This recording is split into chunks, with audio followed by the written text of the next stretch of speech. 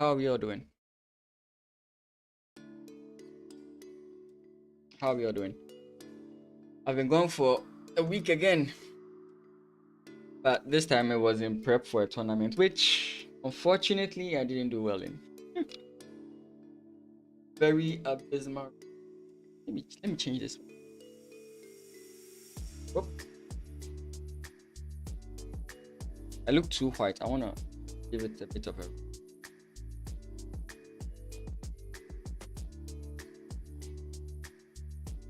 just a. I don't look too white. How are we doing? If any one of you met me at it, that's great. But yeah, it. Personally, I didn't achieve what I wanted to achieve, but should I wait for more people to join in before we get into it?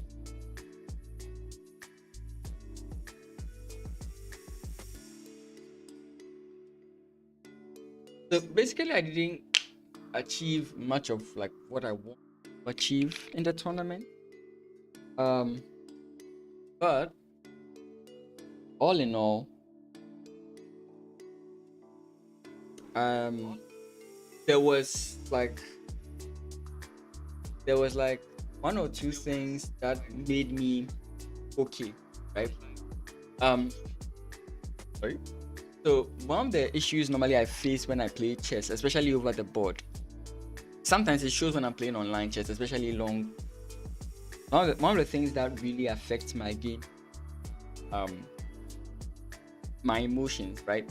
A lot of times I'm afraid I'm going to lose. Like, no matter the prep I've done, the moment I sit in front of a board, my mindset is like I'm going to lose. You know, it's a wrong mindset, but for some reason, it's something that hits me a lot, and I'm trying to work my way out of it.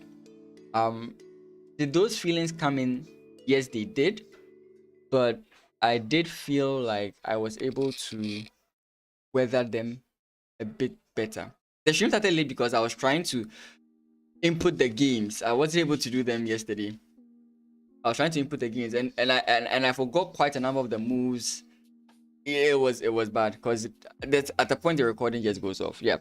So and majority of my games didn't show on stream. So in regards to my emotions, I was able to handle it. You know, sometimes what I don't like about like playing the chess tournament is the fact that you would play in a tournament, like you'd play a round, you would expend 2 to 3 hours of your energy only to lose. And sometimes I'm on the board asking myself, is it really worth it? You know, like should I really put my all in the game? And yeah, so many things happened like in the tournament, and I learned a lot more, let's say, about myself. I realized, though I like to think, like I really do like to spend my time to think. The thinking puts a lot of fear in me, a lot of like pressure in me. So I start seeing ghosts. But eventually I came out of it. Let me just put it that way. Eventually I came out of it. And I realized that the less I think, the better I do. Right? Of course, yeah. Anytime I made a big mistake, I overthought the position, and we'll get into that. I don't know. Maybe we should do a few puzzles. Let's just do a few puzzles. I think you guys like the puzzle.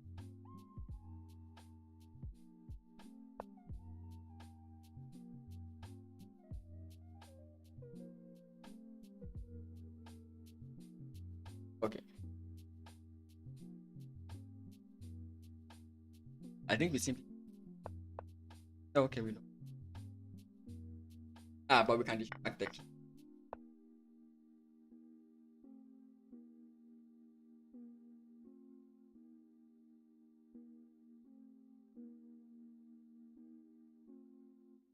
Because he has to respond. Oh, I get it now. No, but still, is it draw? That's a long calculation. What the engine I think is arguing is that pawn push, king comes in, pawn takes, king comes in here, takes, king comes in here, and the king is basically in the keys. I think that's what's at, which is very funny. So you'd want to play this, then you. That's dumb. I kid you not that. I rushed that calculation.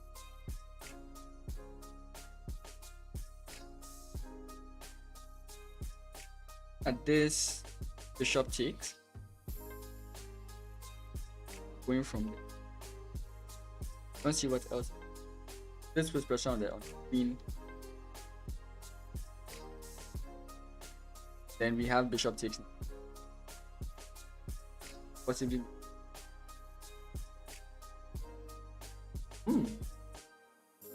Wait a second. Now we can play. So we can definitely play this first, right? And after knight takes, then we have queen check. After the king. I'm trying to see if we can win this for. But I think this is definitely different. And I'm kind of deliberating. I think this is definitely, because now I see some other. For example, if queen takes, it's been deflected, so go check him. What is this one?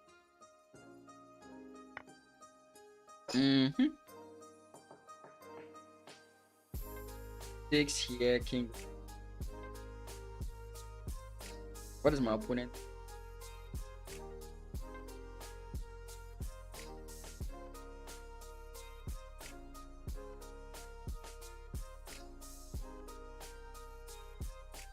Oh.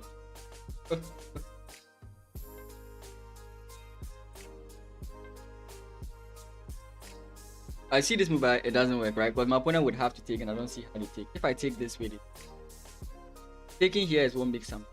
Opponent goes in.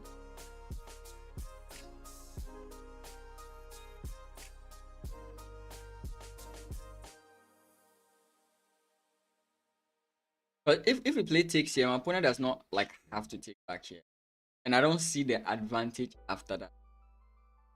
So it might just be this one.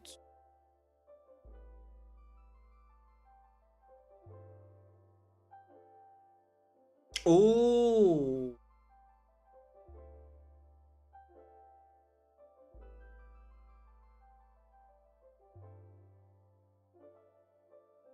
Yeah, I think that's it. Knight takes, and then we have this check. Then if the queen comes to block me, then take. I think that's it. Oops. You put the dots together, everything begins to make sense.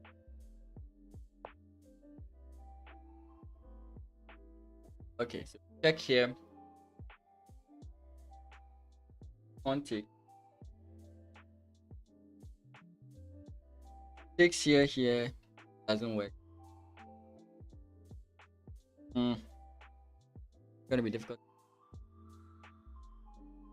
Knight takes is definitely on my radar. Our opponent responds.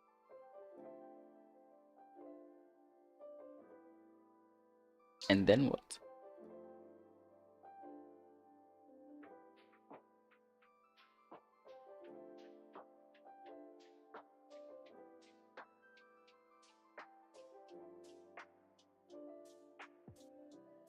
We could also bring the queen down, threaten this, but our opponent runs out.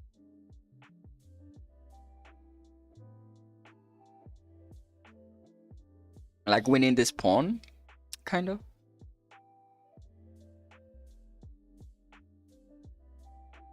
There is also check here.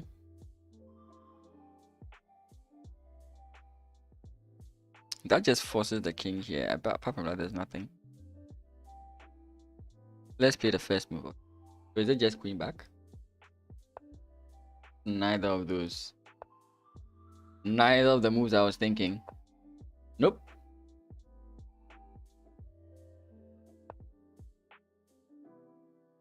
At this point, I'm just. Which other what I did this. There's also rook takes it.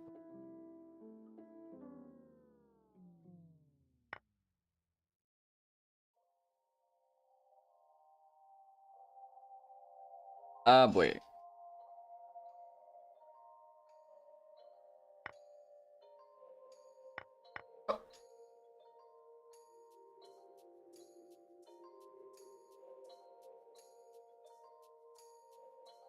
I'm so pissed off with how obvious that was. I'm so pissed off without actually obvious that. Like we saw the whole idea, but okay. So now let's get into the games. If you guys would be interested, and I mean, I would definitely really love your inputs in these games. Very disappointed. I was very disappointed. The first two games were the highlight of the tournament for me. Right, the first two games were definitely the highlight. From the first two games, it was downhill from there, and we'll see why. Right? I mean, you're seeing that the first game I lost. Wait, that's wrong. Okay, that's correct. Yeah, black one. Yeah, I thought that was. So let's go through the games. As always, we'll put on the engine as and when it's necessary. So, I don't know. I was contemplating so many things during the tournament, whether I should play different openings, because like for many times I was thinking about playing e4. If many of you don't know, I have been practicing other openings besides the London, so there are many different things I could play. I just wasn't confident, right, as I am with like the London system. I have played them, I've tried them, but I wasn't as confident in them because I realized that a lot of times playing e4 plays into majority of my opponent's strengths. So eventually I considered and said, you know what, I'll stick to what I know. So I played d4. And one thing that shocked me is what I expected everybody to do after seeing me play d4 is to immediately rush with this, because like this is the way, right? And not seeing people jump to this, because you saw that during mini streams I was actually trying to figure out what to do against c5, right? Trying to transposition myself into the line, trick my opponent to think I'm not going to play the line and eventually play the line, right? I was thinking about so many ways of counteracting c5, but to see that people know my landing system and still didn't play the straightforward c5 move gave me quite a bit of confidence. I could still play it and nobody would.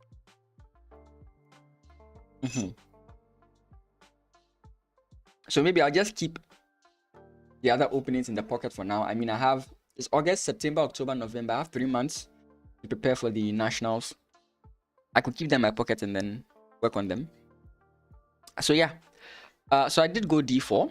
My opponent played d5. Bishop f4, knight f6. e3, c5. And then knight e3. So here I transposed into a Jobava.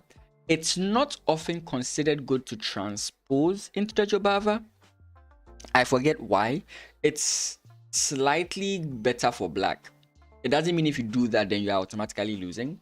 It's slightly better for black. As to why, I can't tell, right? So it prefers that you go this way, right? Your opponent defends, you come in this way, they play whatever they want to play here. It could be anything, c5. I think the point is that if your opponent plays c5, you can immediately jump here and go for the idea. I think that may be the reason why. But if you go this way and then they come in c5, I think the problem is that your opponent may be able to lock the position. What I do know is that locking the position now is not a good idea, because your opponent can easily like open things up, and this is actually good for white. So I don't remember exactly why, but usually playing transposition lines don't work out, right? But yeah, with the way my opponent played it, I did play it in this style, also because of the line I've been studying, takes, right? Takes is a crazy line. It's not so good for white, but I realized that white has like very interesting things that they can do. And the biggest kicker for me is that your opponent mostly does not expect the line, right? Think about it like a Queen's Gambit. The Queen's Gambit accepted, right? d4, d5, Queen's Gambit, and your opponent accepts it. Like, most people don't really think about accepted because you are most likely face to face the declined. And I think one of the reasons why you're more likely to face the decline is because of popular opinion that accepting is actually better for white, something like that. So in a similar fashion, I just take here, hoping to like confuse my opponent. And my opponent plays knight to c6. I played knight to f3, and at this point I was forgetting the lines. I think immediately I was supposed to play bishop to d3, but I couldn't remember the lines for the. I don't know why. I just couldn't remember the lines for the life of me. I played knight to f3, and then my opponent plays bishop to g4, which is the line I always mention that I hate seeing because it's very annoying. I wanted to try and slow it down and play it like a Jobava here, in that if my opponent plays this, I just play bishop here first, making this move of no regard. Let's say my opponent plays e6 here, then I can go knight here. If you do jump in, sorry, e6, not what my, can't find a decent something like this. Trying to figure something out. This leads into complicated lines. You recall this game from my game against Maxwell. Anyways, so here, and here I began to see something very funny. Right? I was thinking about what to do in this position. Should I just castle queen side? And I was like, maybe my opponent has a very strong attack against me if I castle queen side, so maybe no. Do I go e4? But then I slightly remembered my game against Maxwell and the fact that e4 like wasn't good. So I was trying to remember the lines here, and I was like, you know what? Let's just go like bishop to d3. That was like where my mind was, bishop to d3. And I was thinking, okay, maybe bishop to d3 will help me out here. Bishop to d3, maybe I have e4. I don't know. I was trying to figure something out. And eventually, something funny happened. After I played the move bishop to d3, I noticed that I messed up. Initially, when I looked at this position, I saw that my opponent, let's say for the sake of argument, my opponent had this move. Right? Actually, let's see when I played it here. And I was like, oh wait, if I play pawn, if my opponent plays pawn push and I come in here, he's just going to play pawn push, right? And after pawn push, I go bishop takes, queen takes, takes, and I just hide my bishop, and I'm fine. This was literally how I calculated the position. Right? This was how I calculated the position. I was like, okay, with this, I'm set for life. But what I missed was that my opponent can take with his pawn, and now I'm in a lot of trouble, right? Because you save the queen and now you lose an extra piece. And it was here that the sparks went off in my head. This is why I said the first game was very good for me, right? This is where the sparks went off in my head. This is where the sparks went off. Because I was like, I can get 3 pawns for the piece. I can get 3 pawns for the piece. And it was a very interesting line. Bishop takes, pawn takes, and knight takes. The knight defends this guy. And I'm going to win this guy. And the thing was, over the board, when I saw this, I like, when I say it was like a lightning strike, I saw the full line. So because I didn't want my opponent to think that I had blundered, I began playing the moves very fast. Like, you may think that I spent minutes, like a lot of time in this position. The moment he played this, I just pushed here. Like, the moment he played this, it's like the sparks went off in my head. And I went this way. He played pawn push, and he played pawn push. He took. Then I simply played bishop takes. Right? Then he just started laughing. He thought I'd actually prepped for him. So this position is actually very, very nice for white. It's equal, right? It's an equal position as per the engine. Like, it's a very well equal position as per the.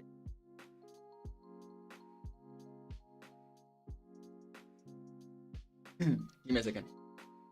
It was a very equal position as per the engine, but it felt like I was better. That's basically how it felt like. It felt like I was better, though the engine said it was equal. Give me a second.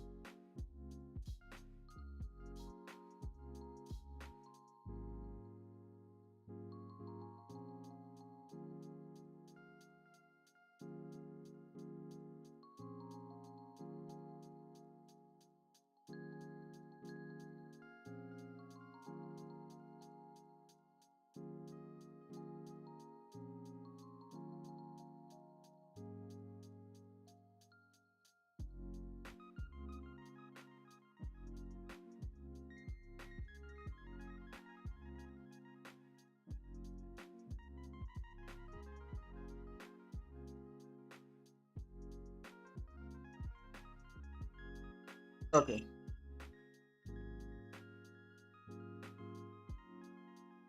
So now, why is this position good? Why is this position good? First off, my opponent doesn't have a safe square to castle, right? And basically, I have the potential of getting a pass pawn on the queen side. And my opponent would have to deal with my threats first before maybe like trying to push any ideas that he may have in. And I see that. I recognize my advantage. And mind you, remember what I said? I did not consider this line like deeply. I saw it as a flash and I played it without much consideration because I saw a benefit in the line.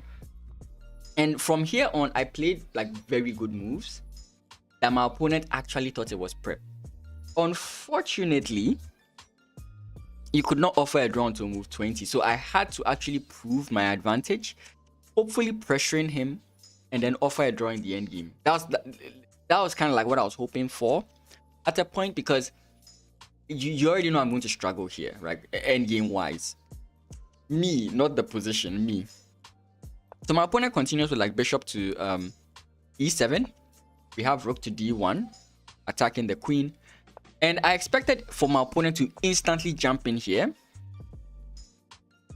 Of course I blocked, but then I felt like the queen would be misplaced here. And I was kind of okay with that. There was also the funny line of not doing anything and then allowing your opponent to take. Once they take, you can simply go takes, and your queen diagonally defends the pawn. So your opponent, like he played in the game, rook here, and this is a very nice position for white, right? You are going to double up and you are dealing with the square. That was kind of like the idea in my head. So when he played this, I felt queen c7 was inaccurate, as the engine supports here. You can't see the stuff, but yeah, the engine doesn't like. Sorry, Luna Faka, I'm not interested. So yeah, when my opponent played queen c7, I felt like, wait, now I'm actually very, very, very okay. But this is where I started thinking. Mind you, I got to this position without much thinking, and it's here I wanted to start thinking. And I was like, what do I do here? I saw takes here, and then he brought his rook here.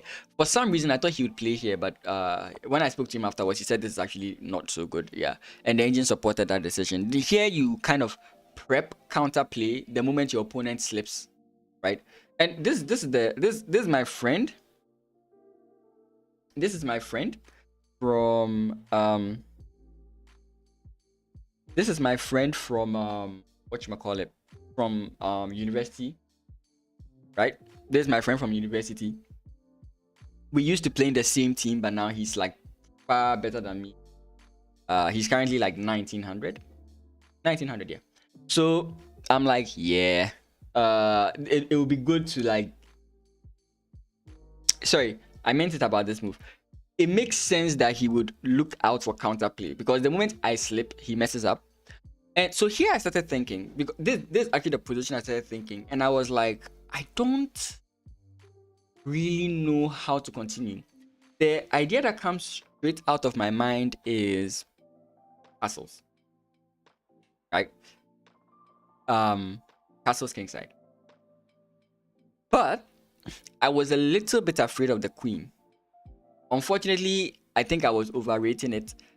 So I was like, I don't want the queen to come in. That was the first thing. I don't want the queen to create any attack towards me. But I keep forgetting that I have some very like decent pressure on my opponent here. I kind of like mixed it, right? I kind of like mixed it.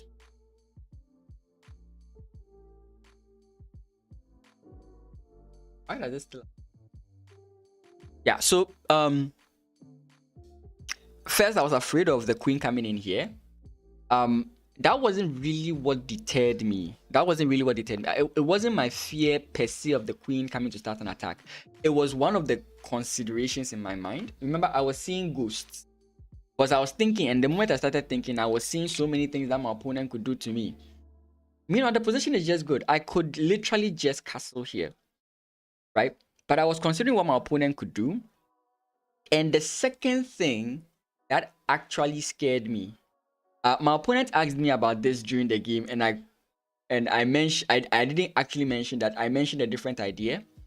But the move I played is rook to d5. Rook to d5 doesn't make much sense if it's not so clear to you.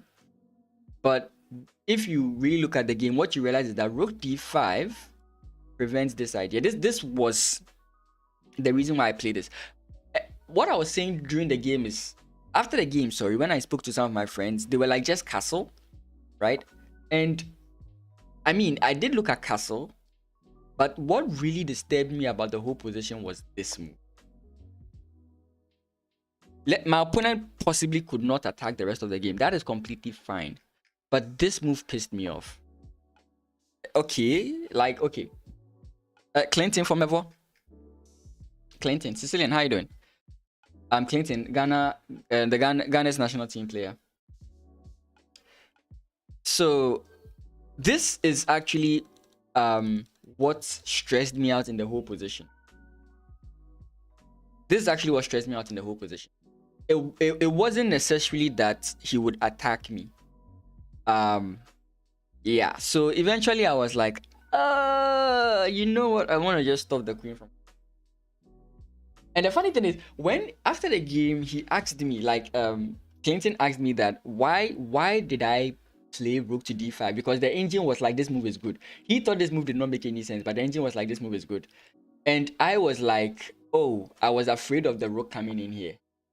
That was another consideration, but the main consideration of bringing the rook here is simply because I don't want him to. So the point was to maybe at this point then simply come this way. Still blocking off the queen, and now this. So this was the calculation in my head. This was the calculation in my head, right? So I had looked at this, and I was like, okay, this position is a little bit okay. The queen comes in. The queen comes in and what do you call it? The queen comes in and what was I thinking? Yeah, I think the queen just goes back here, and I felt pressured. I wasn't so sure how the attack would go from here, but I was like, yeah, this is kind of like what I would want to do. This kind of like what I would want to do. This kind of like what I would want. Yeah. So, what else? I'm sorry, I'm getting phone calls, which is disorienting me, but I'll just get back. So king to e2, rook comes in, and then I play the move b4, right? b4. So yeah, this is the important point. So yeah, I played rook to d5, which not so good, but again, I have clear reasons why I'm playing rook to d5. And then my opponent plays queen here, and on queen here, I'm like, okay, this is simple, like very straightforward idea. You bring this king up. If your opponent brings the rook in, right, then you simply double up. If he trades off, you are still fine, because if the queen takes here, the queen is misplaced. The queen is misplaced on that square. You can even, what do you call it, leave this guy's, the defense of this guy, and kind of like go this way, threatening checkmate, right? So these are the kind of like ideas that are running through my mind. These are the kind of ideas that are like running through my mind. And for some reason,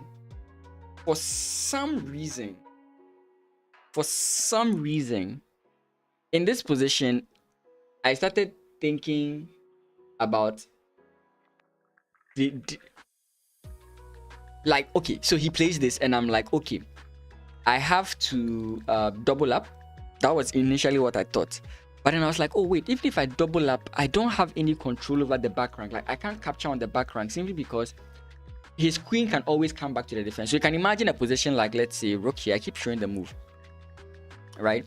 And let's say my opponent brings his rook here, right? If I go takes, and let's say he goes knight takes, and I go takes here, he does have queen takes. Like, if you can understand that, he does have queen takes, and I feel like, yeah, again, I'm not aiming to get this position, but like, these are the like ideas that are popping up in my mind, and I'm like, the queen on this diagonal is really going to affect my attack. So what do I want to do? I want to deflect the queen. So that's why I played d4, b4 here. I was thinking about deflecting the queen. And the point is simply this. If possible, I think takes first, knight takes, and then here. But my opponent pointed to me that I don't get anything out of this position. Wait, sorry, it was wait. Give me a second. takes, knight takes, check. Yeah, this was the line. If he goes back, he can't go back. If he blocks here, I simply have this move. Like if my opponent jumps up, this is what I have, right? So he would have to block this way, and I would come this way with my rook. And he pointed out to me that the best I get out of this is a draw. That's what he was pointing out. I don't know how true that is. Let's check. Yeah, best I get out of that is a draw. So I thought that this position was actually much more aggressive and possibly winning for me. But I mean, I was right in the sense that it's good for me in a sense, because I mean, I did want a draw. Get it? But he did point that out very well, and I did see that. So it didn't make any sense to go for this move, right? Even if, let's say, my opponent, that was what my opponent had to do. So eventually he played this move, and I was like, okay, I'm going to take. Before I realized, oh wait, this actually comes with a check. And the moment he played this check, I knew it was over. Like the moment this check was played, I knew it was over, because one, my rook is hanging, right? So I just knew for a fact that like this position was over for me, right? I just knew that it was over for me. I just knew that it was over for me. I actually thought that I wasn't even on this diagonal. What is this? I was just like messed up here.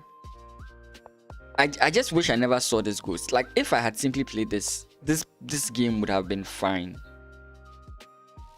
Yeah, rook d3 blocks, but it's not about the blocking per se. It's about the incoming pressure. It's not the block that is difficult to see. It's the incoming pressure, right? Because now I'm pinned, and remember, I'm down a piece in the first place. I'm already down a piece. I've basically equalized with pawns, right? So if you count the pawns make up for the piece. And basically what this means is that I'm simply playing down a piece. That's basically what it means. So he has like free moving pieces while this guy is locked down.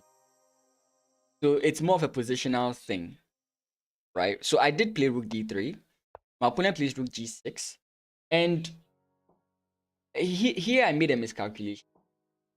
Like, this is from me thinking, this is what I meant. Like when I wasn't thinking so much, I was making very good moves. But the moment I started thinking, I started seeing ghosts. I started seeing problems, right? And I was like, okay, so this is, yeah. So when I came back and he played rook here, I was like, wait. He possibly wants to play, like even at this point, I thought he wants to just play knight here and capture my rook. Like that was what was in my mind. Just play the knight in, capture the rook. So when he made this move, I was like, okay, wait, he's giving me a chance. Like maybe I was thinking that maybe he didn't see it, which I doubt, because like I know how strong of a player he is. This is how I think when I'm playing against strong. If I can see it, if they can definitely see it, right? I don't underestimate them in any way. If I can see it, they can see it. So I just have to be sure that what I'm playing is so good that even if they see it, they can't stop it. So I expected that he would see this. When he played this move, I was wondering, like, what was his plan with this move? I really couldn't see, like, what was his plan with this move. And I thought he had simply given me a way out. And if you are wondering what I saw, it was basically check here, king comes up here. And again, this is my mindset. So I see this move, and I'm like this move helps me, right? I'm okay with this. Again, don't move your king back. That just loses the game, right? So maybe you have to block with your rook or something, and the game goes on from there. I feel okay with the position. So I took here, and then he plays queen in, and oh, I didn't see it. Now I'm like, okay, the queen actually stops my queen. Like look at how funny the queen's maneuver was, right? The queen just comes here, then the queen comes here, then the queen comes here. That's just like, it was so dumb.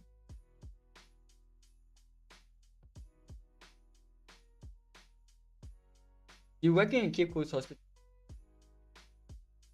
Okay, that's cool. But I'm not in Cape Coast. Cape Coast. Ooh, I'm not. I would have to ask around. Cape Coast. I have to find around. Let me check. Let me ask around.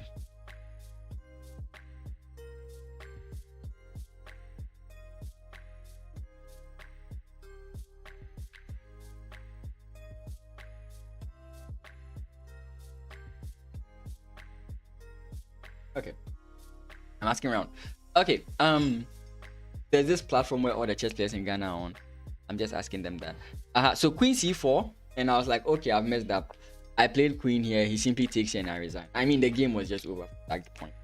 The game was simply over from that point. I'm just like, nah, I messed it up. No problem. So here is yeah. So the beginning of this game was fine. Like I loved how I played in the beginning. My opponent kept thinking, because he thought I'd actually prep. Like when we ended this game, he was like, did I prep against him? I was like, nah, it was a blunder. I'd have been so happy if this blunder turned into like a draw or a win. Like I didn't really think I would win against him because I knew it would come down to the end game. And I wasn't so sure of my end game. Not to say I wasn't studying the end game, but I wasn't so sure of my end game. But then there was another game that made me happy. And that's the next game we are going to get into. So my first two matches were against Ghana's team, right? The national team players. So Clinton is in the national team, and then this guy I'm playing is also in the national team. Francis Akwanda, international master.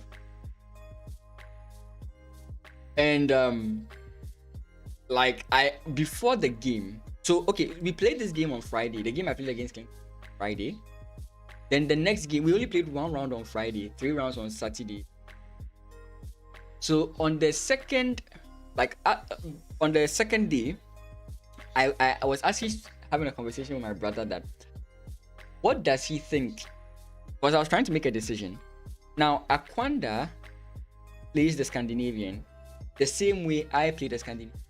So I've had conversations with him about the Scandinavian. And knowing the Scandinavian, I know the good ways to play against the Scandinavian. So I was asking my brother that, should I risk it and play E4?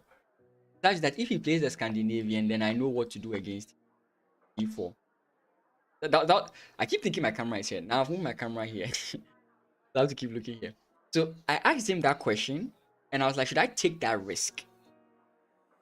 And my brother was like, you know what, you could actually take that risk and see what happens. Because if you know the lines well and you can actually put pressure on your opponent, why not? But then, the day before, I had a conversation with him and I was asking him about the Scandinavian. Right? At that time, this is not the system where it's like you know your opponents beforehand. So we had no idea we're going to play each other next round, right? He lost his first game as well. So we had no idea we're going to play against each other next round. So I had a conversation with him about the Scandinavian the previous day, and we were discussing lines in the Scandinavian. So I remember that conversation. I was like, wait, if we just spoke about the conversation, why would he play the Scandinavian? That was the first thing that came to mind. Secondly, when I was looking through the lines, I was trying to figure out to counter against him. There was a tricky line that he could play, and I was wondering, is it an engine line?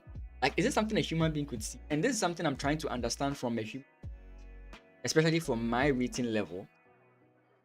And I felt a human being could see it. I felt like it was difficult to see, but a human being could see it.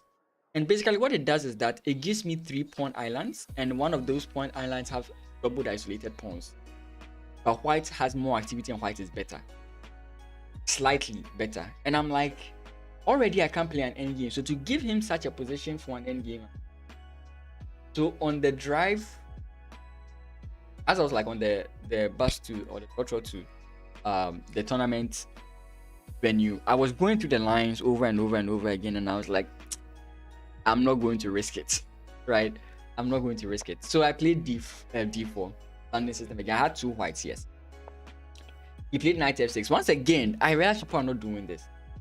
So what is beginning to strike me is that many people don't actually know how to play the Benoni. So I'm less very worried about this. Not to say that I've not prepared for these lines. I have prepped for them, but I'm less worried about them. Like I used to be overly concerned about these lines. But it's like the top players who should know these, and of course they do know these, because you saw Clinton played c5 as well.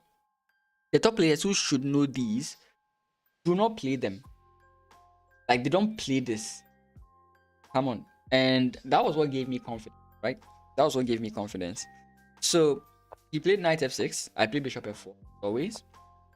e5, e3, e6, knight f3, and then bishop to d6. I'm actually supposed to release a video, another analysis video. Recall we had a stream where I calculated this whole line of my opponent taking, and we basically formed an interesting idea with e4, e5. And I've played quite a number of games on lead chess with this exact line, this aggressive line of rook g1 and then g4, g5, and I've won quite a number of games with them. So for a second I was like, do I want to play this? I was like, nah, I don't think I'm ready to play this in the tournament yet. So I played takes here. There will be a YouTube recap for all these games, but if you want the behind the scenes, many of the things I was considering, that will be done here, and during the analysis I may skip out a lot of these details. So yeah, we didn't go for that line. I instead went bishop to g3, which is the line I know the most. Like this is the line I've practiced, the line I've played the most. So I just stuck to what I knew.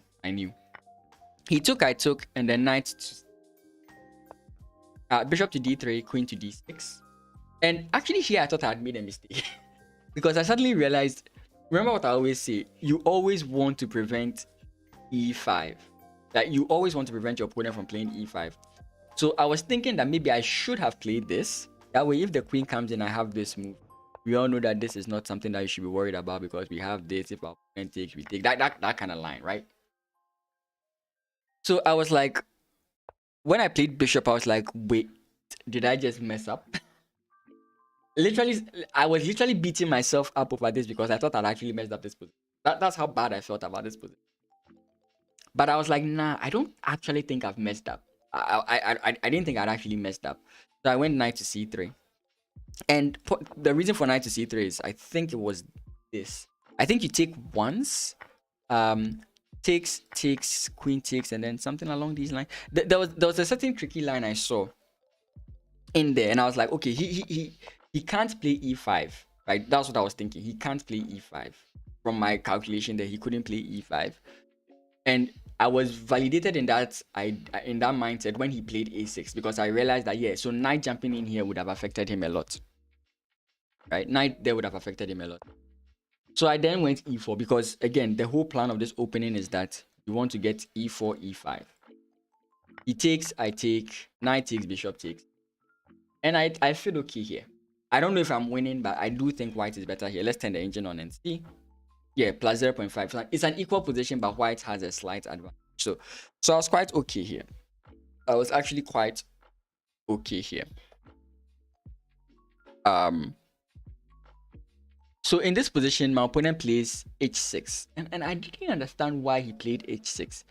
Yeah, I saw that this existed, but I don't know. It felt more bad than good. Let's give a funny example here. Let's just say my opponent plays this, for example. If I play rook takes and he plays rook takes and I play bishop takes, I don't see what is so good about this. I couldn't see what's so good about this. So him playing h6, I wasn't so sure. What does the engine think? Yeah, the engine thinks you shouldn't play h6, right? So he played h6 and I was like, okay, that's a very slow move. If he's playing like a slight defensive move, maybe, for all you know, he was playing a waiting move to see if I'll try and force the position. For example, a move like if he plays h6, for example, a move like c4. Maybe he was thinking that I would do something of this nature, right, and get uber aggressive. Again, I don't know what the downside of this move is, but I did consider it. I don't know what the downside is, but I did consider it, and I wasn't so sure. So I just decided, you know what, let's just play solid. Let's just solidify the position. I don't want to play crazy against this guy because he's quite old, and you know, the more mature you become, the more solid you become. So I don't want to complicate the position in such a way that he can one-up me, right? So all in all, I'm okay with this position. Then he plays bishop to d7. Again, a developing move. I castle. Again, I'm not going to play, like, if I was playing online, I would have tried to force something with like g4, g5. If you see me play online, you know I play dumb stuff like that. Castles. And then here I was very confused about where to put the queen. So I just said that, you know what, let's push the rook. And why did I want to push the rook? This bishop is very bad. This bishop is struggling, right? He needs space. So I briefly considered something like, let's just, for argument's sake, let's say I play this move. I literally considered this. And I was kind of looking at the lines that can transpire possibly after this. So I think he would take here or something. I don't remember exactly how the lines went, but I was considering some lines for him. With, I think rook has to come in first before that makes sense. Then he plays this move knight e7. And I'm like, wait, this doesn't make any sense. Knight e7 doesn't make any sense. It's a backward knight move, and I'm like, where is he developing the knight to? And there are only two things I see. I see here and I see here. So he could be developing his knight to any of these squares. Then I ask myself, but this pawn is hanging, can I take it? And let's turn on the engine. The engine is like, this is +1. Plus 1.5. That's like +2. Plus 1.6, right?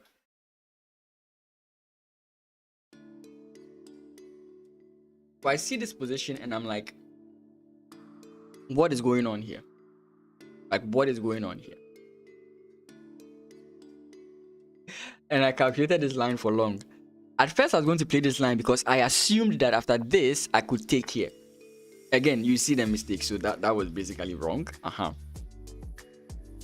Then I was like, I don't see, like, can I really take it? Can I really take it? Rook comes in here and just simply come back. What if he takes? Like, what do I do if he takes here? I couldn't tell. I was considering this move. I just couldn't tell. Right, because you just trade off, and I was even looking at the fact that I could even play this move.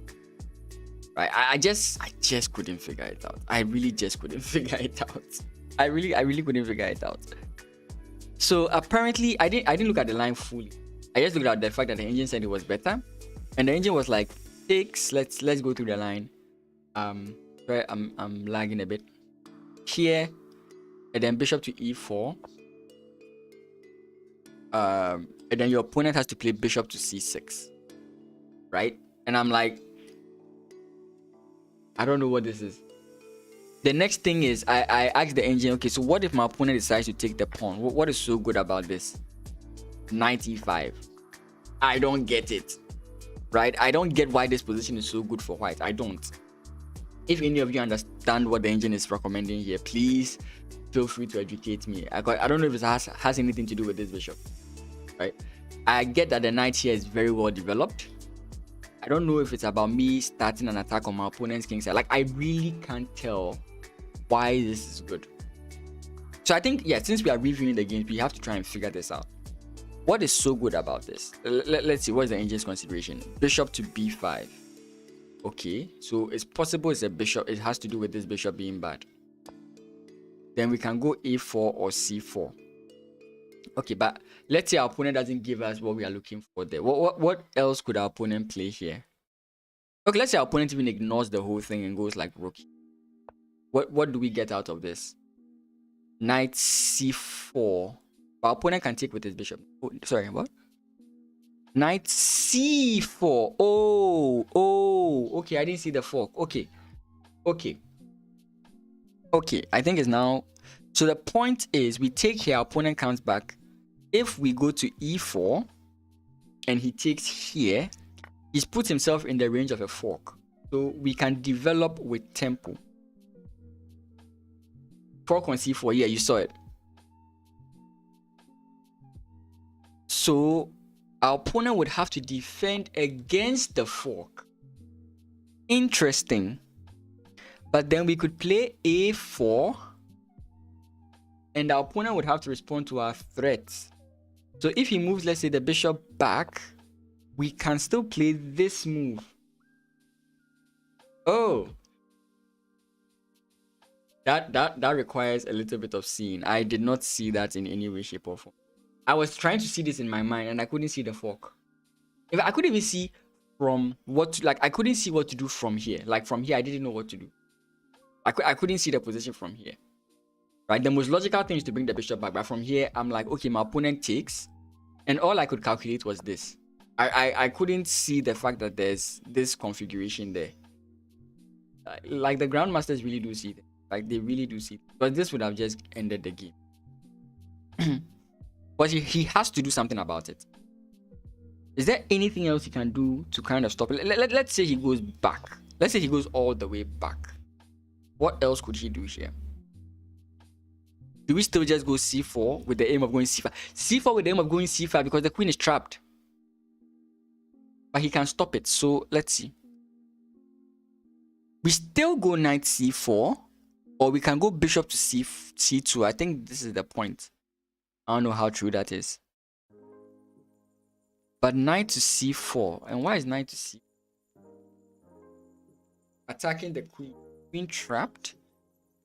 The queen trapped. The queen.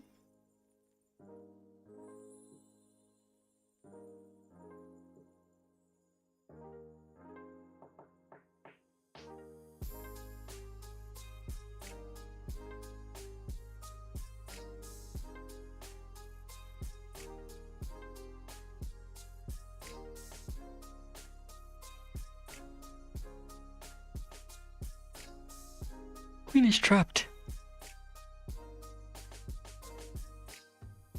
That is crazy. Look, if I saw this, I'd won the game. Of course, he wouldn't have gotten his queen trap, but like, what?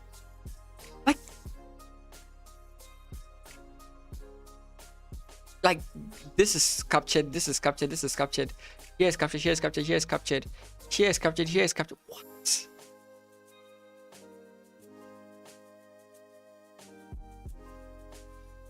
Exactly my point, right? Exactly my point. So like I said, during the game, all I saw is just this. Like I saw takes, I saw rook comes in here. And I did see this. Like this is not something hard to see because like if you come here, you're in trouble. If you come here, the queen takes. If you come here, you're in captured. And so this is the only square. So I could see this, and all I could conclude is that okay, then this happens. And then what? Like knight e5 doesn't even cross my mind. Like I mentioned, what I thought was rook here, and then even queen comes in here to defend.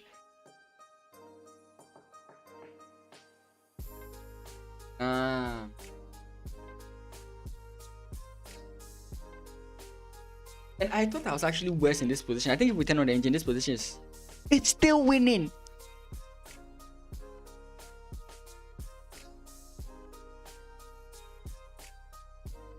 Okay. So the pawn wasn't poisoned like I was thinking. The pawn wasn't poisoned. I was here thinking that the pawn is... This position... What? I mean, I can't hurt myself because this is actually not easy for me. I don't think this is easy for many people. I mean, as a test, I'll give this position to my friends and see what they do. I'll say, assuming that after taking rook a, b8, your opponent is going to take the b2 pawn, what will you do? And see how they... Because this is not an easy position to see. So I did play knight here. And the reason I played knight here is because... Yoski, Justin, how you doing? So I did play knight here. And my point for playing knight here is, remember what I was asking myself. This guy, where is this guy going to? If he comes in here, I can trade off. That's completely fine. If he comes in here, I simply play pawn push. There's nothing... I don't think the knight coming there is now a problem. The second thing is, what if my opponent tries to trade off his bad bishop for my good bishop? So I would rather trade off my knight for his bishop. That was the second like reasoning for why I played the knight here. In as much as, yes, you can say, yes, it's an outpost, active outpost for the knight, blah, blah, blah. Those were the conditions under which I played this move. And I was right. Takes, and guys, any normal human being, I think, unless maybe you're Magnus Carlsen, bro, bro, how many cows do you have? Yeah, I think apart from last week, last 2 weeks, for about 3 weeks, I wasn't streaming because I had internet issues. But last week I didn't stream because I was preparing for this tournament that we are reviewing. It's good to see you. It's good to see you. But I'm back now. So when I saw this position, I'm like, okay, knight takes. Do I trade down? Do I play bishop takes, queen takes, and we play the end game? I was asking myself this question. And this guy plays this. I think on chess.com, that was actually the best move. Let me see. Yeah, even here, that's actually the best move. Okay, they are both equal, but kind of equal, but then this is considered the best move. And I'm like, what? How is this the best move? When he played this, I was like, is this guy just giving me the win? No, it went terribly. Oh, we can actually, can we do it? It went terribly. I can show you the results. It went terribly for me. A few things went well, and I think I just have to understand that I shouldn't think too much in chess. The more I think, the more mistakes. I'm talking about me specifically. If I look at the position within the first 3 minutes, whatever I think I should just play it. Anytime I take my time and think in tournaments, I don't know why it's like that. Give me a second. Is this? Oh, no, it's. You can't see the. I have to make another. Let me just make another C.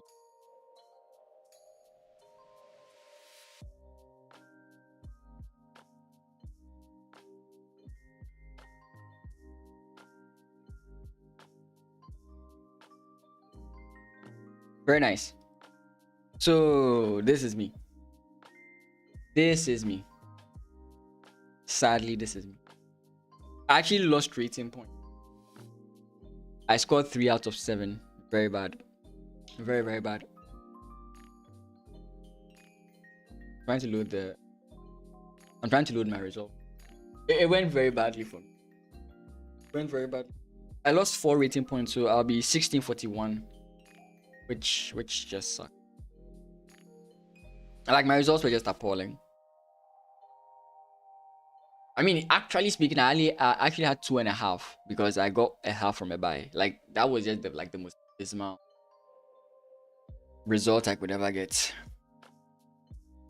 Yeah, sucks to be me sometimes. Yeah, but one of these wins I can make an excuse for it. One of these losses, this game I was very tired. I was literally asleep, and someone woke me up that the next round had. Well, I really wished I could do better, and I can't do better. That's what sometimes makes me a little bit annoyed, because I've played in such tournaments before, and I scored 5 out of 7. Was it 5 out of 9? So, like, I know I'm capable. So when I keep, one thing I hate about me is, like, one thing I don't really like is, when you see, let me see. Yeah, I mean, like I said, the first 2 games were the highlight of the whole tournament. The rest, it was just downhill. And I don't know why. Even some of the games I lost, right? Sometimes you look at people and you're like, okay, if let's say Magnus plays against this person, Magnus is going to win. That kind of thing. It's not just Magnus I'm trying to say, but like, there are some players you look at them and you're like, if this guy plays against this guy, he's going to win, because you know their skill level, right? When it comes to me, you just can't tell, because I could even lose to a 1400 rated player. Like, it's that bad. I'm not consistent. Like, my results are never consistent, so you can't really tell where I am.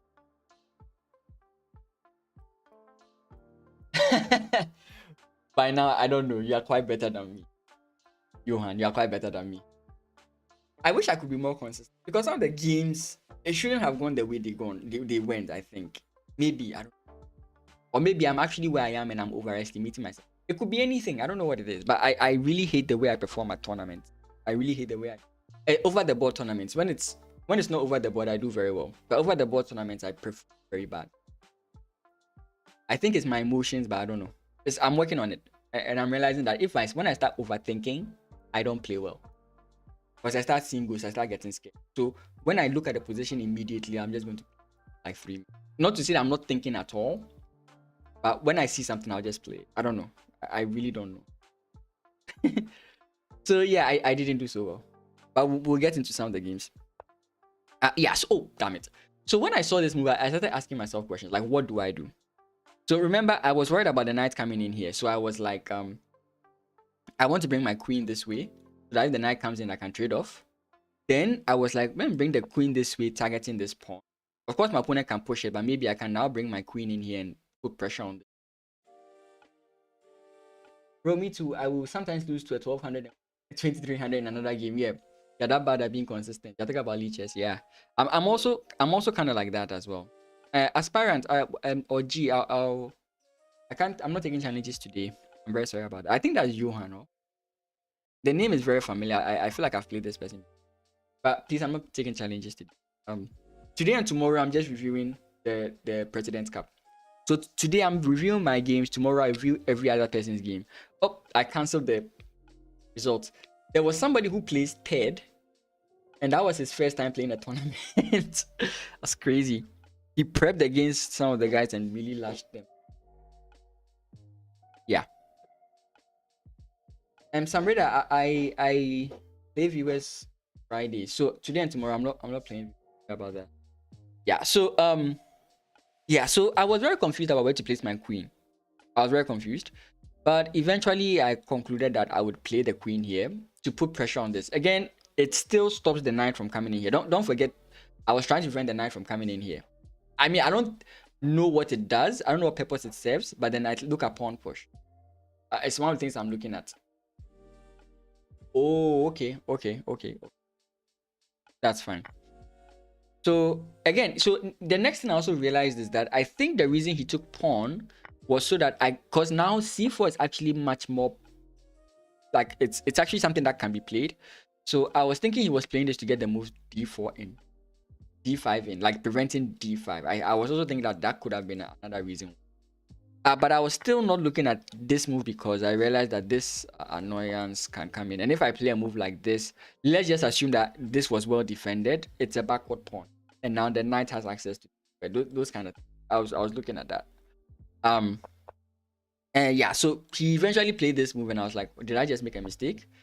And I know what these pawns can do. So I just dealt with that immediately. I was a little bit worried about the queen sliding in here, sliding in my DMs. But again, the queen can't easily move because I can take here. So I was okay with that. Eventually, he brings his rook in here. I double on this file. Again, you can see that this is possible. That's why I was playing it. He brings his rook, and then I play queen f4. I'm like, okay, now let's trade off queen. I was quite confident entering into this endgame. Queen takes, g takes. Then he brings his rook in, holding this pawn, I think. This move didn't... When he made this move, I was like, okay, he wants to like develop his knight. That was what came to my mind. And going this way felt too far. And I couldn't really tell what he was going to do because I even have this c4 move in. So I couldn't even tell where this knight wanted to be played. Right? And in case you are wondering, if he tried playing this move to dislodge me, my bishop can always come back. So I was like, okay, he wants to move the knight. So the only place he would want to get the knight to is either here or here. Now, if you play, let's just make a move here. If you play here, I'm still taking, right? And this is an abysmal pawn structure entering into the king and rook endgame. It's very bad. So the only square is here or here. And I was like, I don't want my opponent to get active. So instantly I played. This move may have been bad, I don't know. But it stops the guy from coming in here. And I was also considering that if the knight jumps in here, I'm just simply...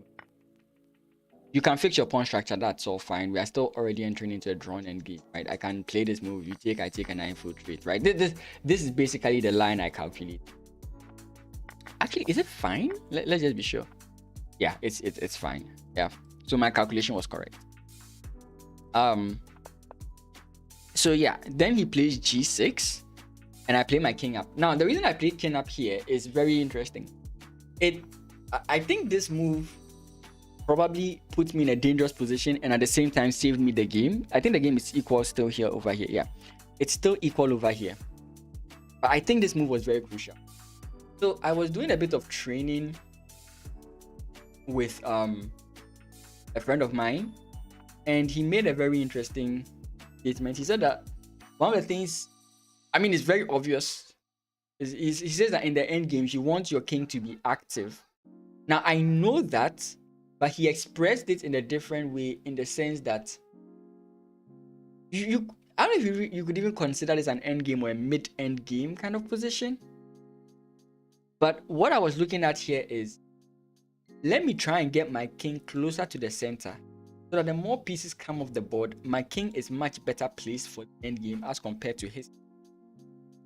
That was my idea, and it ended up helping me. But the moment I played this move, he plays this move, takes, and I bring the bishop back. Actually, it's after he took back here, then I realized what the problem was. If I bring the bishop back here, he has knight this way.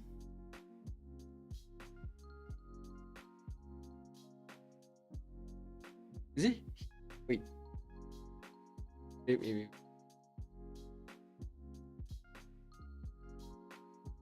Wait, am I missing the line? He has knight here.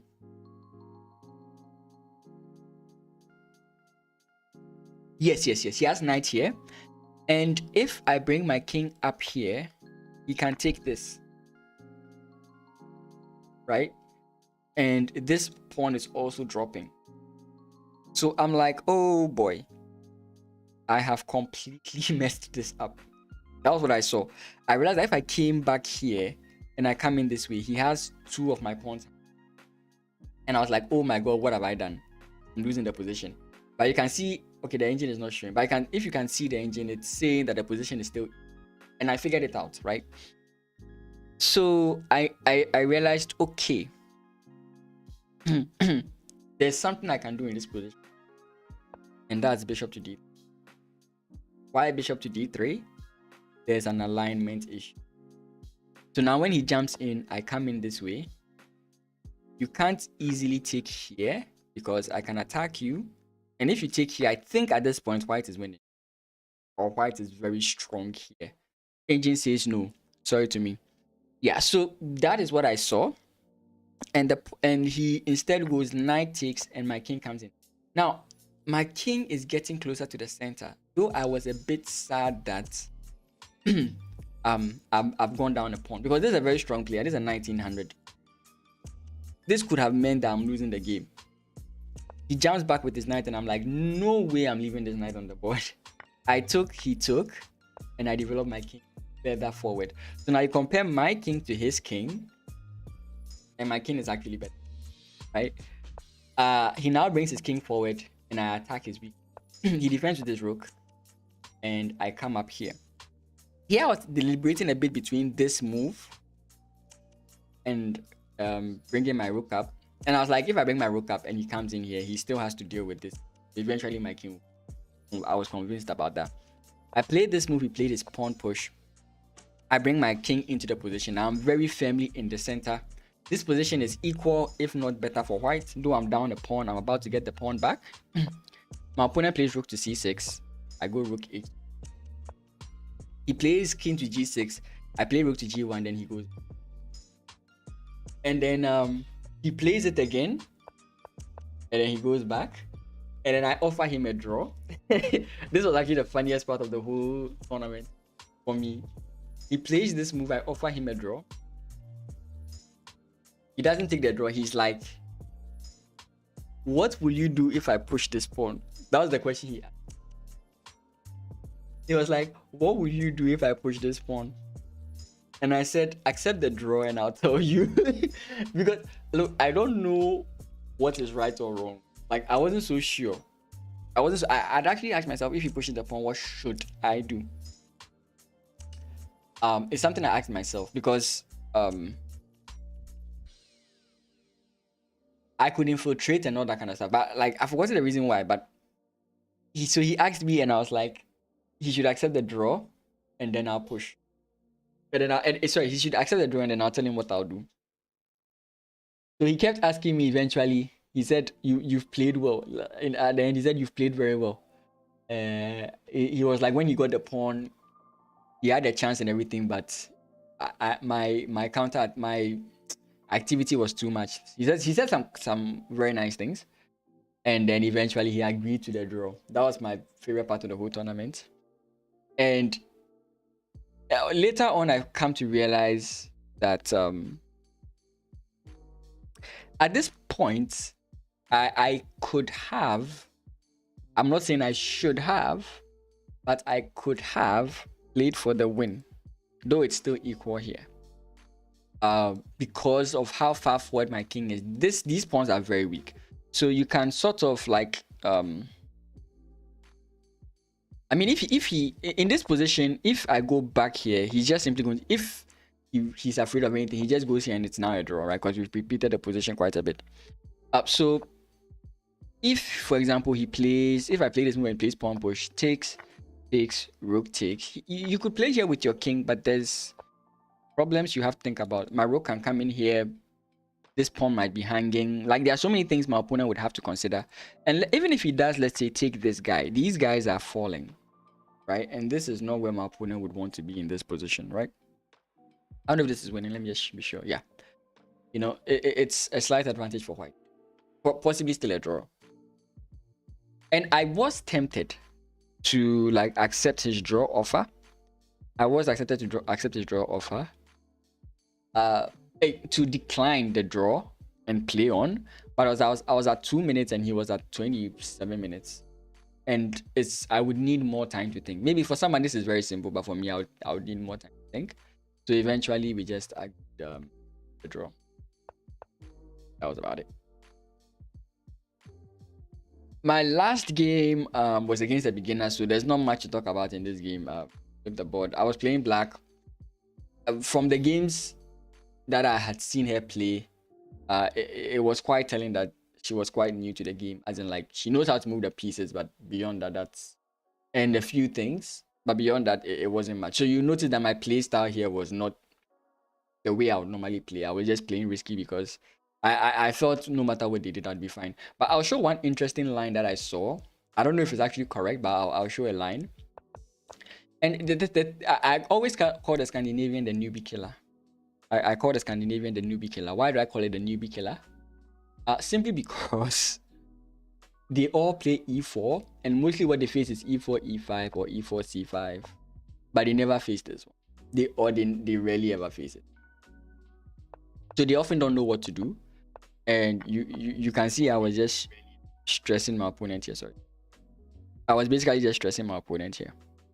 And eventually she gave up here. Gave up, not like resigned, but give up the knight here. And I started just playing aggressive. This is not something you do. This is not the way you play. Right? And I saw something very funny here. Was it here? Yes, in this position. I was like, hey, you know what? What's this thing doing? I was like, you know what? If I play knight here, attacking. Was it here? My opponent can play knight takes, attacking my queen. And opening my attack on the queen. And if I take, I think this is checkmate, isn't it? Yeah, I was right. So I was like, wait a second. If I play this move, aren't I messing up? But of course, if I take, it's just this, right? And the position is defended. But that was an that was an interesting thing to see. Sorry, I'm coughing a bit. That was an interesting thing to see. That was an interesting thing to see. What am I saying? Yeah. That was an interesting thing to see. That was a very funny thing to see. I realized that she had checkmate. So because I saw that move, I changed my idea and I came in here. The fact that she's a beginner doesn't mean I'm going to assume she won't see it, right? So I just played that. Bishop comes in, I take. Queen comes in this here, and this was how the game ended. Bishop, pawn push, takes, and of course you just take. You are deflecting the queen. Very quick, very simple game. It wasn't a difficult game. Yeah. Now we go on to the next game. So this was the last game for day 2. It's 4 rounds. We played 1 round day 1, 3 rounds day 2, 3 rounds day 3. This is the last round for day 2, and I was dead tired. I was seriously tired. I could barely keep my eyes open. So I just put my head on the table and I slept. Because of this game, it was a very long thing. Like I finished the game, my game early. I had to walk a very long distance. I wish I could explain how long that distance was, just to get food and come back. Not because food wasn't offered there. Actually, I thought normally when we have these tournaments, they provide us with food. But I don't know what discussion went on. But the food that was provided was for sale, and it was a bit too expensive for me. So I walked all the way to a bus station and got some food there. And I didn't want to just eat it there and then expend the energy walking back. So I just walked back and then I ate the food. So I fell asleep. And one of the guys woke me up that the next round had started. So whilst I was playing, I wasn't seeing the board. We're going to get to the game. Whilst I was playing, I wasn't seeing the board. And I'm playing as black here. So he plays e4, I go d5. Takes, knight jumps in here. He plays d4, I play knight f6. All this is normal in this country. Then he plays bishop here. You can simply play knight. You can simply play pawn push. Then when they play this, you have the ability to go here. If they don't and they feel like delaying and they play this, you can always go here. Like, these are all moves you can play. Like, these are all moves that I can play. But I was so scared of this. And I played this and I was like, oh boy. Like, when I played this and he played knight here, I was going to move my bishop here and I realized that, wait, I've blocked in my bishop. And I know that is a bad position. Like, the Scandinavian itself puts you in a bad position. Like, a very caged up position. Where you are kind of like struggling for space. And I've already made my bishop very bad. You can argue that that's not the bishop I really want, but still, right? So I realized that I've messed up something. Dokimoto, thanks for the follow. I do appreciate it. So I realized that I had messed up something here, and I just lost my mind, you know? And I just started playing dumb. And look, in my mind, every calculation was godlike. I thought every calculation was correct. I played knight e4, traded off, put my bishop there. He castled, I took. Hey, Sakimoto, thanks for the subscription. Thank you so much. For the Prime subscription. So he plays. So I play bishop takes. He plays pawn takes. I play b5, and my opponent was like, "Why am I playing so fast?" I literally told him that I'm tired. To me, I thought I was playing genius chess. Because like now I've solved the problem of my bishop and maybe I can even start creating threats. But let's turn on the engine and you notice that the engine is like plus 2.9. Like, the position is just bad. The position is literally just bad. I saw this move d5 and I was like, okay, I'll play c5. If he takes, I'm fine. Play this move castles. And even here, I thought I'd solved the position. So I was like, oh, this position is fine. It is kind of fine. It's plus 1.6, but it's not as good as I thought. And it was in this position I blundered. I had calculated this position and I was like, wait, he can't take, because if I take, it's a check. He has to respond to my threat, and then this happens. That was what I calculated, right? So I was like, okay, he would have to play queen takes, pawn takes, right? Then if he played rook takes, I would play bishop takes. Then after pawn take, he can't play pawn take simply because I take here and he's losing. And I looked at this line for 10 minutes, not seeing the obvious thing that all of you guys are seeing, which is simply you play this, he plays this, he takes here, he takes with his rook. Sorry, no, he didn't take with his rook here. He plays pawn takes. Move order. And now you can't really take here because he just takes this way. And now you have to move your bishop or something somewhere. But you're down a piece. 1, 2, 3 versus 1, 2. So I just knew it. I tried to play a bit more thinking. And this is actually the funniest part.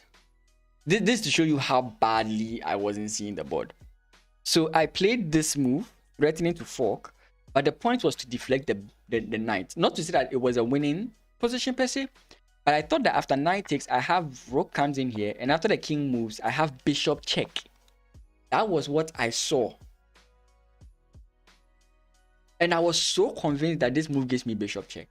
It was when I played bishop here and I realized, wait, it's not a check.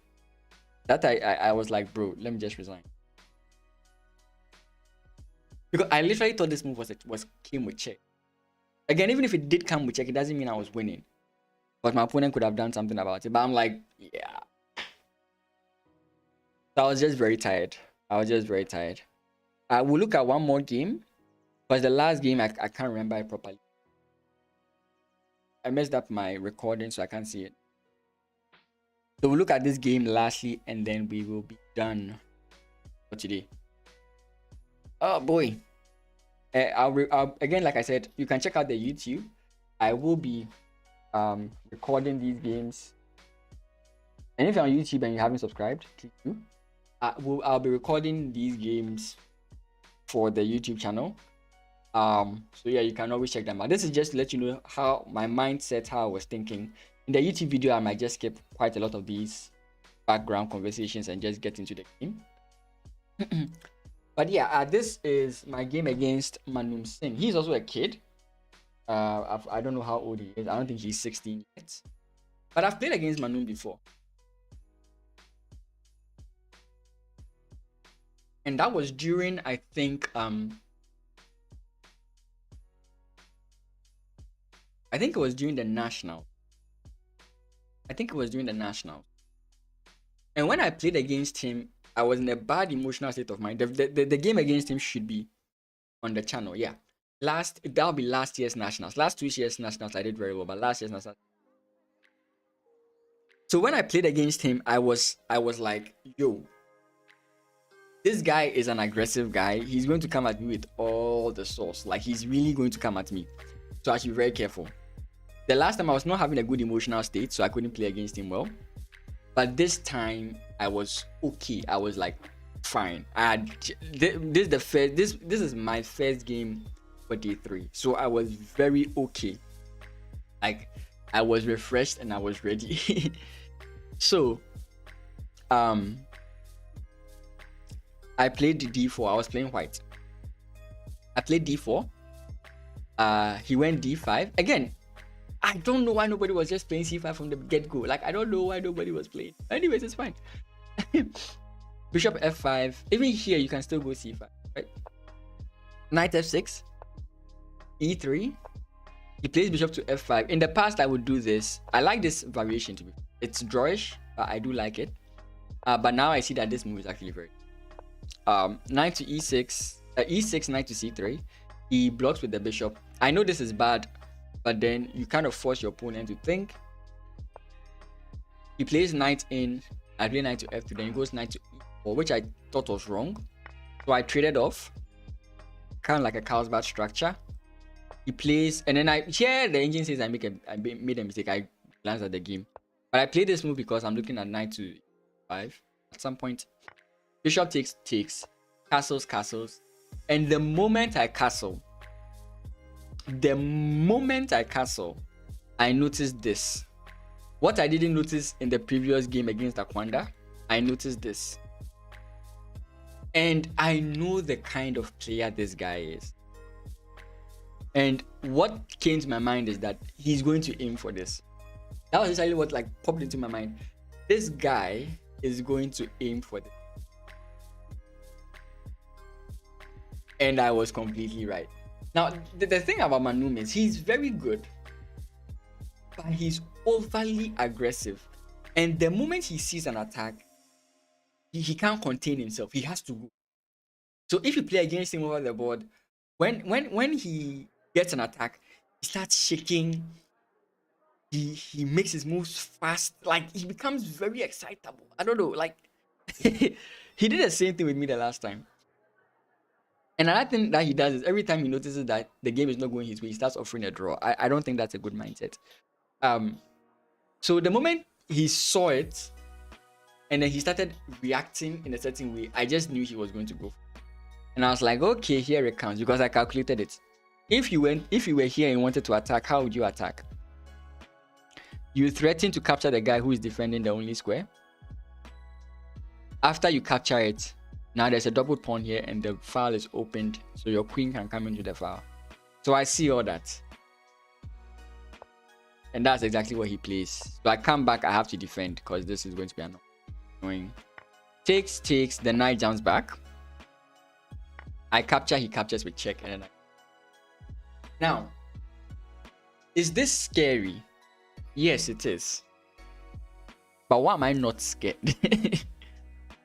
I don't know. After the game, he told me that he had a winning position and he missed an idea.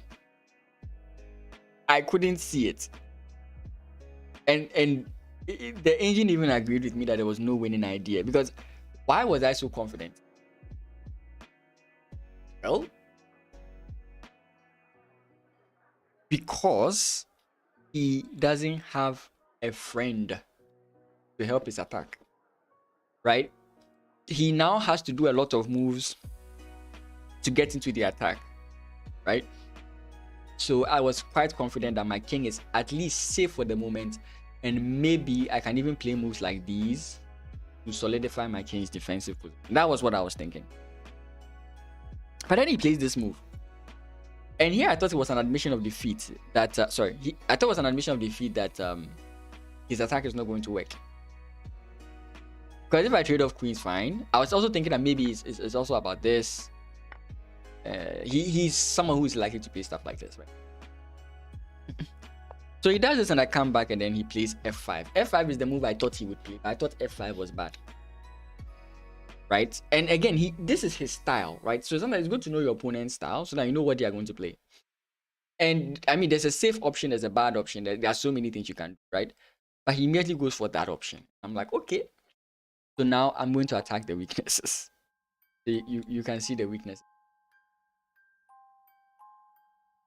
But this guy just won't stop. He goes queen to h5.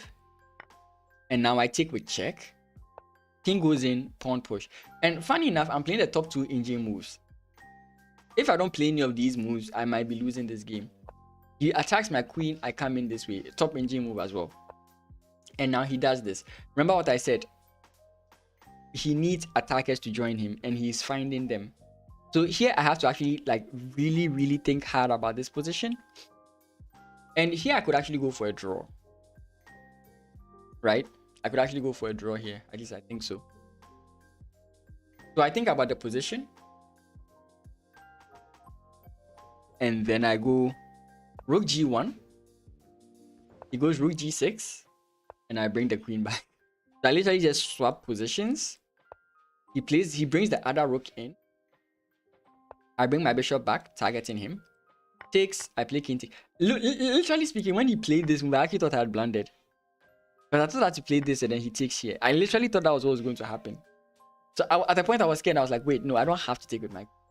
So I took here, then he plays queen, king h4. And yeah, here I actually thought for a while. And it was from this moment that he started offering. Now, what was I thinking? My initial thought was king h1. Rook here. Queen to g2. Rook here. Queen to f3. Rook here. And then queen to g3. Takes. this is what I was. And I'm like, he has this, but I can do something like this. He takes, I take, takes, and we play chess, right? We play chess. And that was what I was thinking. Maybe this is even losing for me. It's drawn. Okay. So that's what I was thinking. But then I just looked at the position. I was like, it's funny how I actually saw. That's why I'm laughing. It's actually funny how I saw this. I looked at this position. I'm like, wait, if he wants me to come in this way, he has to check me first. I come in this way and then he comes this way. Then I can go for my line if you can. Of course, first he has to deal with this. Sure, we get that. So I was like, wait. Okay, but what if he plays this immediately? What if I don't play it and then he plays this immediately? I was thinking, wait, am I just checkmated or something? But then there's just h3, right? So I was like, okay. I have one free move. That's what I was thinking. I have one. So the question is, how will I spend that free move? And that's what I was calculating all this while.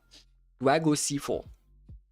I was like, nah, because now I'm allowing the knight into the position, right? Do I go d4, d5, deflecting the rook or something? Like, I was thinking about so many things. And then eventually, I settled on this move. Because I see lines of my queen coming in here, and this guy is a target. That was why. Because now he plays b6, and then I go rook to b5. It was the moment I played this move that he started offering me a draw. And I think this was his mentality. Normally, when you attack somebody, they play defensive move, right? They are always defending. They are always concerned about where the attack is coming from. So when somebody who is being attacked makes a move that doesn't deal with the area of attack, you start to get uncomfortable. It's like, bro, you are being attacked. Why are you making a move from outside the attacking zone? You start to think that your attack does not. And that was basically what happened here. So the moment I made this move, he realized, wait, there's something wrong. This guy is too comfortable being attacked. And this is when he started offering me a draw. He offered me a draw like almost every move from this point. Rook b5. And now he brings his rook there. And I play h3. You take, it doesn't really matter, right? Things are falling apart. So for example, queen takes, rook takes. I have this. I get the pawn back. I'm threatening checkmate. You have a lot of things to deal with, right? So he goes back with his queen. I go king h2, more defended. Bishop queen is also defended. Okay. He attacks my rook. Bringing it back doesn't make any sense. Keep the pressure. He plays queen e6. At this point, he's just flowing. He comes in here. I offer to trade queens. He attacks my bishop. Trade off the queens. Bring the bishop back. So right now, it's not so much necessary. The king alone is enough. The problem with this knight is that he cannot enter the attack or the defense. The attack very easily. Like, no matter the route I looked at, the knight couldn't enter. He tries to trade off rooks so that we play bishop versus knight. Not really. The main point I saw was that takes, and now this is locked. That was what I saw. He can defend it if I attack it. So I'm like, no way, Jose, I'm not going to trade. He plays pawn push, takes. Threatening back rank checkmate. He has to respond to my threats. He plays g6. I now attack the knights because I can. Counts forward attacking I almost made a dumb mistake. But anyways, I played this move. I didn't like that he traded off here. I think that made the position easier for me to play. And here I was praying for my guy to resign. Here I was literally praying for my guy to resign because... And he kept offering me draw offers at this point. Like, even at this point, he kept on offering me a draw. He was like, it's a draw. I was like, okay, let's play it out. If it's a draw, you have to prove that it's a draw. You know, the past me would have accepted that draw. If not because of what some people did to me because I accepted. You know, you're feeling generous and you feel bad for the person. Like, okay, I'll offer you the draw. And the person starts mocking you behind. Right? That kind of thing just pisses. So sometimes, no matter how bad I feel for somebody, I will not offer the draw. I will not take the draw. Though sometimes it might come to bite you in the back. But here I was very confident that I would find. Though it was even a night, I was confident that I would survive. King comes in. I played this move. Here I actually gave him a saving grace. Because when he played this move, when I played this move, he actually played king forward. Which just runs into this. Right? King moves back. And I keep this very strong structure. Not a big deal. So anyways, takes here. And it's all a matter of still offering me draws. Still not accepting the draw. He takes this pawn. I'm fine with it because I actually didn't see this fork. Yes, it is. Actually, when your opponent does that, you have every right to call the arbiter and tell the arbiter that your opponent is harassing you. Then the arbiter warns your opponent. Mostly, sometimes the things I don't like about chess is that it's 2 warnings. I feel like the only thing that, okay, maybe 2 warnings makes, but some people do it intentionally. I feel like the only one that should warrant 2 warnings is touch and play. Yeah, and I don't understand why phone ringing is an instant. Like, somebody was playing a game, he was winning, then his phone rang. The phone was not on him, the phone was with the arbiters, and the phone rang. That's why he lost. That those kind of things, that if the phone rang and it was him, I would accept that it's an instant like move out, but the phone is not on him.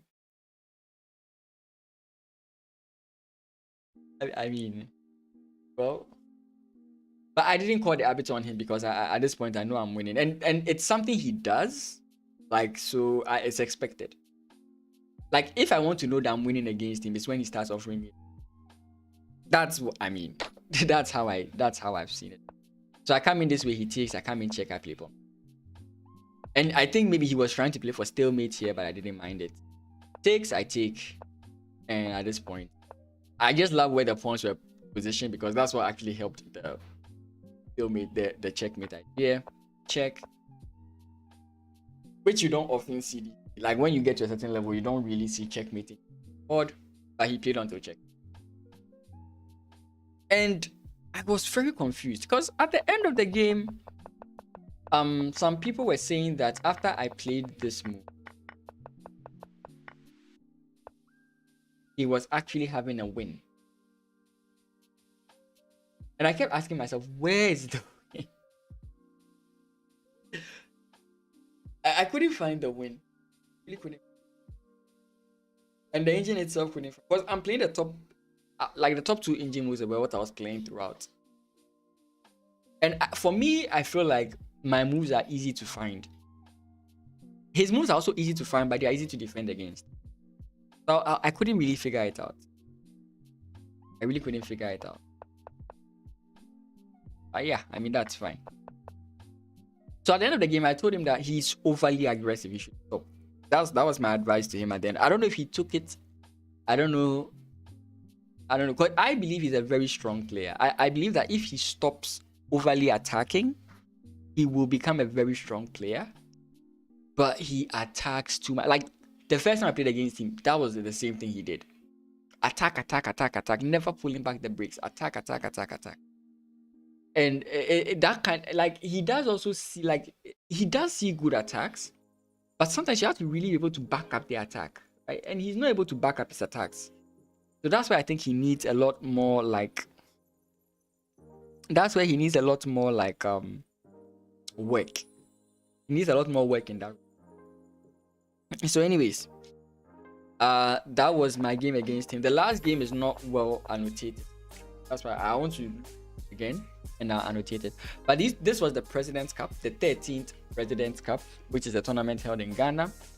It's one of the biggest tournaments held in Ghana. It had been held off for about 2-3 years, and this year it came back, so I decided to play in it. The next tournament for me is the Nationals, and I hope I perform better in the Nationals than I did here, because sincerely I did not like my performance in the President's Cup. There were some good games, like the game against the 1900 that I managed to pull the draw, despite it being an end game, which I'm very bad at. But I was hoping to at least end with a 4.5, 4 out of 7. Anytime I enter a tournament, I always want to score more, like more than half of the points, right? I want like 5.5. I want like 5, 4.5, 4. If it's a 9 round, 5.5, 5. Like I want those type of scores. But when you score like 3 and it's I just wasn't. I played very bad. And winning against people who are lower rated doesn't really boost. My rating just keeps dropping. I was 1667, now 1655, and I'm going to be 1641.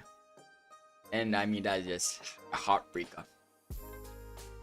But anyways, it's still back to the drawing board. I will work.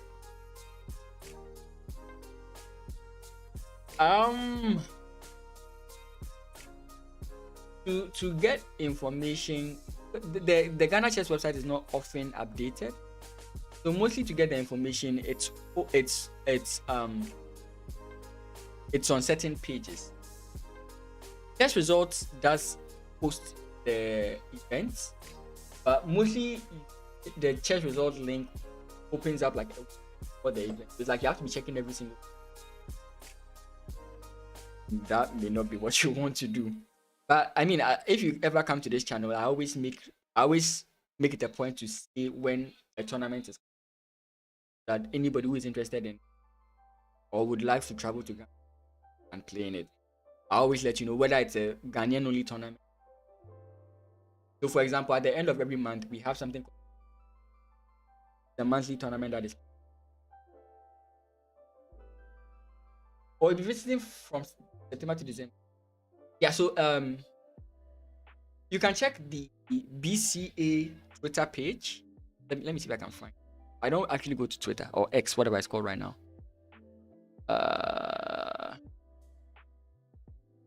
The BCA page, Brilliancy Chess Academy. Maxwell does a very good job of notifying these things. I think he also does it for the Ghana Chess page. I don't even have do I have an account on? Apart from the account.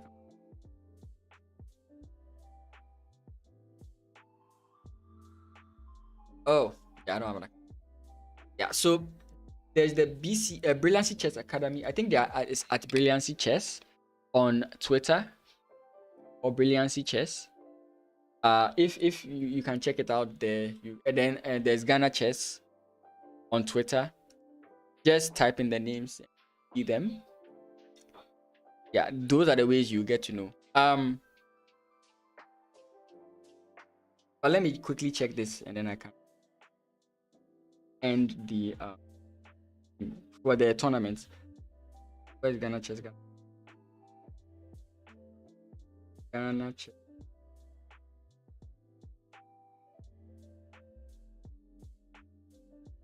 Ghana Chess.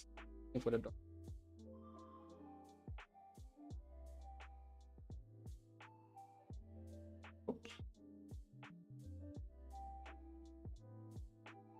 Let me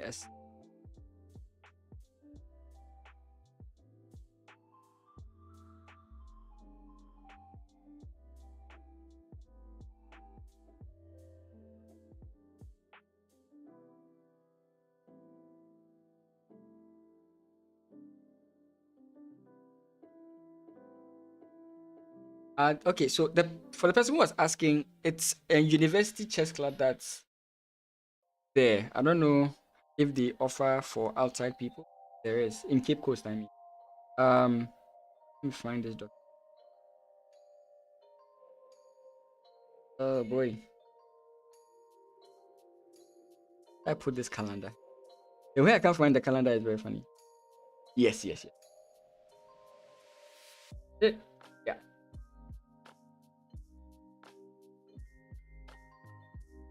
And thank you guys for joining the stream. I do appreciate the subscriptions, the follows, and the comments. I do appreciate. So okay, so we are in what? We're in August. So there's the BCA its festival that's coming up. The National Unity Games, but the date hasn't been decided on yet. Early Chess Classics. This is not the monthly early chess game.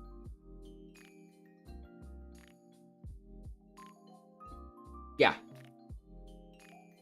Very welcome, Sakimoto. Let me see.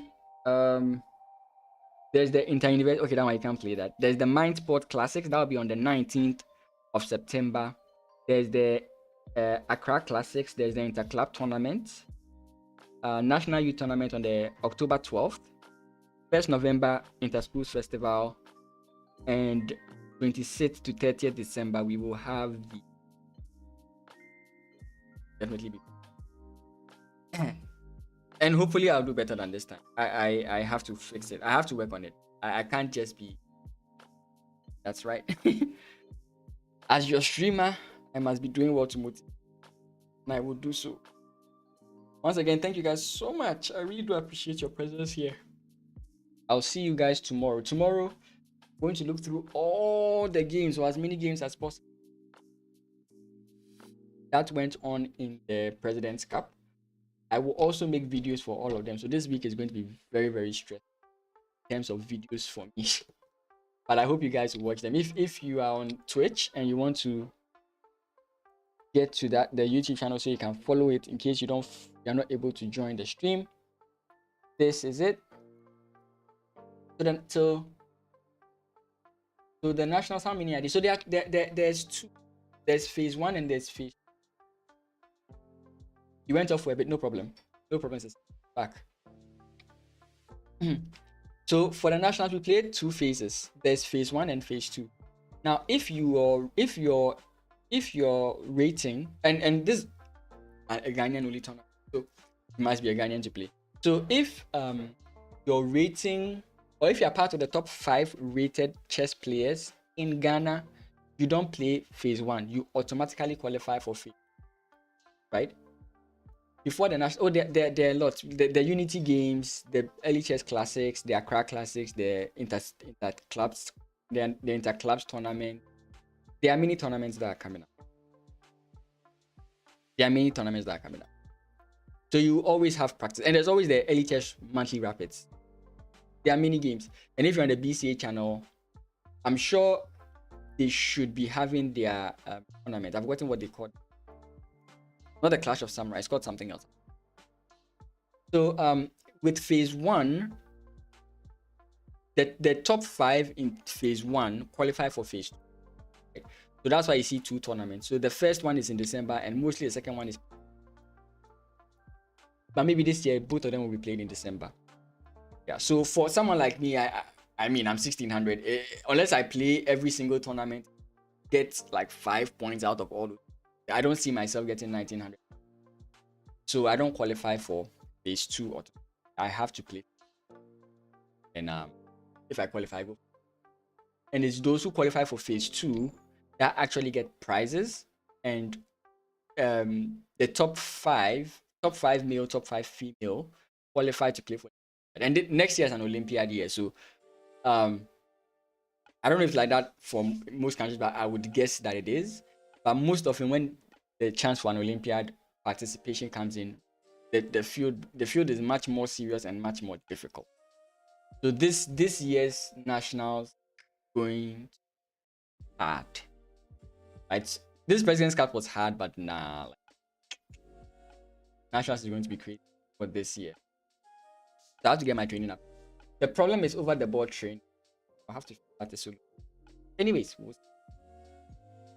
as always, thank you guys so much. If you haven't, YouTube, Twitch, subscribe. It does help me out. Zokimoto, thanks for the subscription. Sicilian Ninja, everyone else who joined. There's one. Yeah, Johan, all of you. The way to play. Yeah, all of you. Thank you so. I'll see you tomorrow, same time. It's 10 a.m. These days I do 10:30, but I started very late today because I was trying to get all the games. But same time tomorrow. A great rest.